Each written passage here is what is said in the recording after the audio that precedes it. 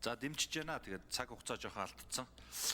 Бид хэд нөгөө засгийн газар хоорондын хилцээрүүдээ ингээд бас улс төржиж алдаа гаргаад нэг ийм одоо хор хохиролтой зүйл үлдчихэд байгаа. Тэр нь энийг хүлээж байгаа олон иргэдийн нийгмийн даатгалын тэтгэврийн асуудал байгаа. За үүнтэй адилхан сая бид нар энэ бензин дээр ч гэсэн нөгөө газрын төсний бүтээгдэхүүн нийлүүлэх хилцээрийг батлаад тэгээд нөгөө онгоцны түлш гэсэн чинь бүр Чингис хаан буудлаа алдах гэж байна гэдээ ярьсаар байгаад ингээд зогсооцсон. За тэгээд тэрний асуудал чинь сая энэ бензин дээр сүүдрэн тусчлаа байхгүй. Тэгэхээр бид нар энэ асуудлыг, энэ хилцээрийг яаралтай батлаад өгсөн зөвөө гэж ингэж бодож байгаа.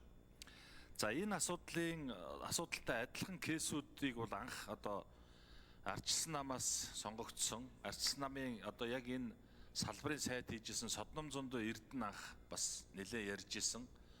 Солонгос манай улсын одоо гадаад ажиллаж байгаа хүмүүсийн ихэнх нь ажилтдаг Солонгос улстай энэ хилцээрийг маш амжилттай хийж чадаад энэ хилцээр хэрэгжиж явж байгаа. Тэгэхээр цаашдаа Монгол хүн ажиллаж байгаа бүх улсуудад энэ хилцээрээ хийцэн зөвөө гэж ингэж ойлгох хэрэгтэй. Яагаад тэгэхээр энэ өөрөө хүмүүсийн одоо ахмад насандаа хүрээд тэтгэвртэй болох үед нь шаардагдах маш чухал асуудал учраас энийг яаралтай шийдэх ёстой байна.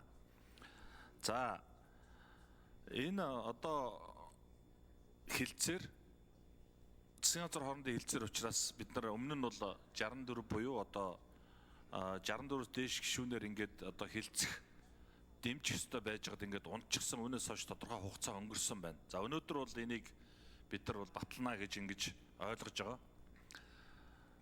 За ер нь бол бид нар 208 гэдэг албаныхын хэлж байна. За тэгээд зарим гишүүд 230-40 мянга гэдэг. Монгол улсын хамгал сор болсон залуучууд гадаад улсад хатуухан хэлэхэд боолын хөдөлмөр эрхэлж байгаа. Тэнд одоо хүний эрхийн зөрчил, бусад зөрчил, ажлын байрны дарамт, янз бүрийн дарамт шахалтуудын дор монгол залуучууд ажиллаж байгаа. Монгол залуучууд тэнд одоо гайхалтгаар хэмжээнд одоо маш их ачаал авч, маш их ажлыг хийж амжуулж ажиллаж чаддаг.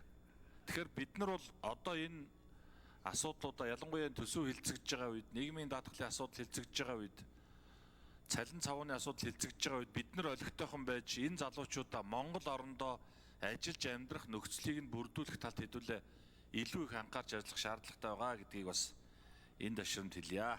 За баярлалаа.